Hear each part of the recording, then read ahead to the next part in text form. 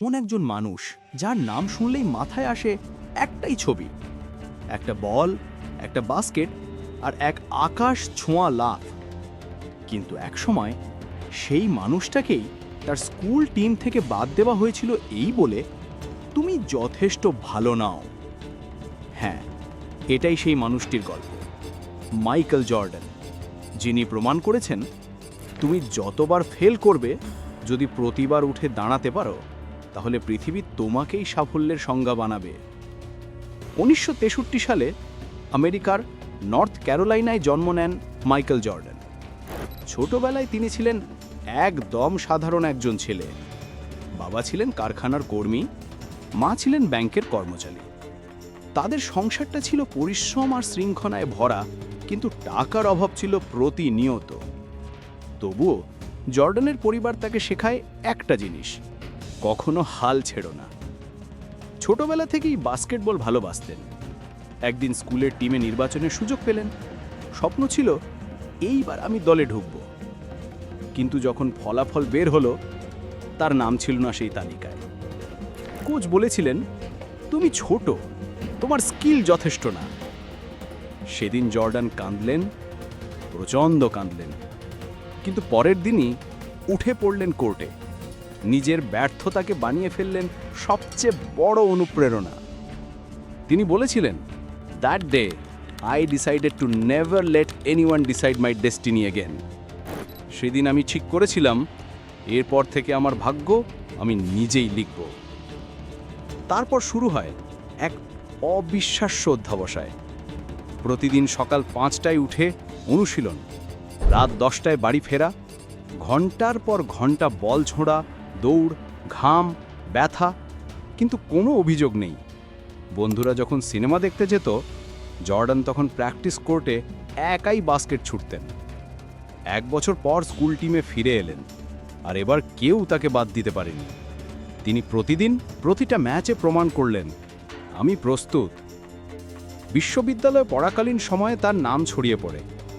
1984 সালে Chicago bull's তাকে দলে নেয়। কেউ জানত না এই নামই একদিন বাস্কেটবলের সংজ্ঞা বদলে দেবে। প্রথম মরশুমেই জর্ডান সবাইকে চমকে দিলেন। দ্রুত, নিখুঁত, ভয়হীন। তার লাফ, তার ফোকাস সব যেন অন্যরকম। দর্শকরা বলল, এই ছেলে যেন উড়তে পারে। সেই থেকেই ডাকনাম এয়ার জর্ডান। কিন্তু সাফল্যের পথে বাধা আবারও এলো। 1986 সালে ভয়ানক ইনজুরি পেলেন।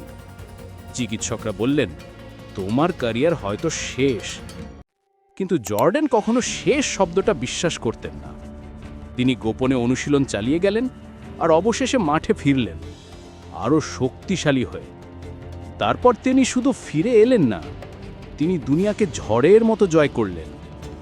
6 বার NBA চ্যাম্পিয়নশিপ, 5 বার মোস্ট ভ্যালুয়েবল প্লেয়ার অ্যাওয়ার্ড, আর অসংখ্য রেকর্ড, সব তার নামে।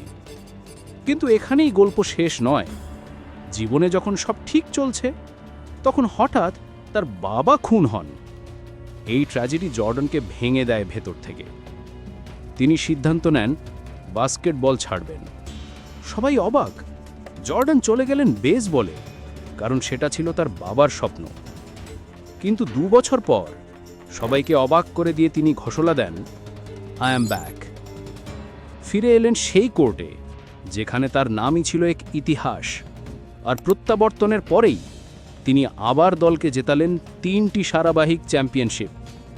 এটাই মাইকেল জর্ডান, যে মানুষটা ফিরে আসা শব্দটার মানে বদলে দিয়েছে।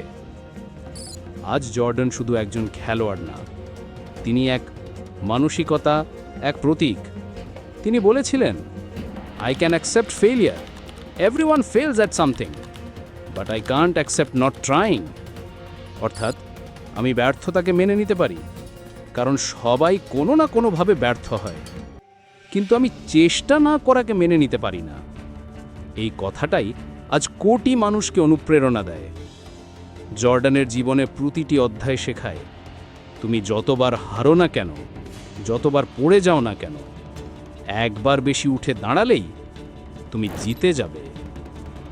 শেষ কথা, জীবনে তোমার হয়তো এমন সময় আসবে যখন সবাই বলবে তুমি পারবে না, তখন জর্ডানের গল্পটা মনে রেখো।